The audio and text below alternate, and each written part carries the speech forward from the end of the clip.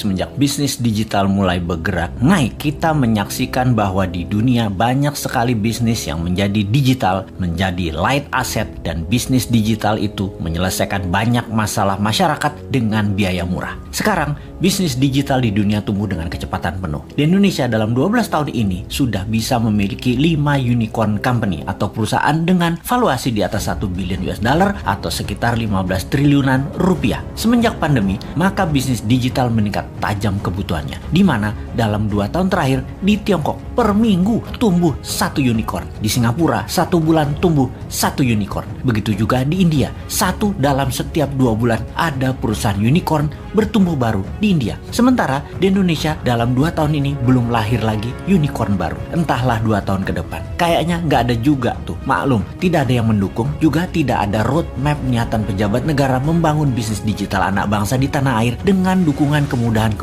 yang ada hanya pendiaman. Ini faktanya. Kalau dilihat dari sisi bisnis, bagaimana kita melihat hal ini? Apakah orang Indonesia itu tidak kreatif yang bisa membuat masalah besar diselesaikan dengan teknologi digital? Atau regulasi pemerintah yang memang terlalu fokus di politik dan terlalu memikirkan pencitraan sehingga lupa mengangkat sendi bernegara lainnya seperti ekonomi, budaya, sosial, pertahanan, dan keamanan? Terlalu politik, sangat politik, serta politik adalah segalanya yang harus didulukan. Sungguh, unicorn ini berciri satu hal, semakin besar problem yang di-solve, semakin besar masalah yang terselesaikan. Maka semakin cepat perusahaan digital itu bertumbuh serta dibutuhkan karena memang menyelesaikan masalah-masalah besar tadi. Apakah di Indonesia sudah tidak ada problem besar lagi? Apakah sudah banyak solusi yang dibuat? Atau malah kebijakan mengebiri banyak gerakan kreatif masyarakat? Contoh, data di lapangan ada puluhan ribu pendaftar minta sertifikasi BPOM yang sudah tahunan gak keluar.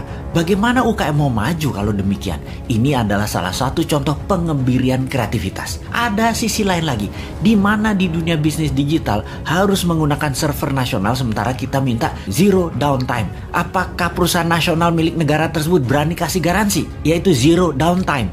Nggak ada tuh. Bahaya dalam bisnis digital misalnya kalau mau transfer duit, tahu-tahu ngedrop.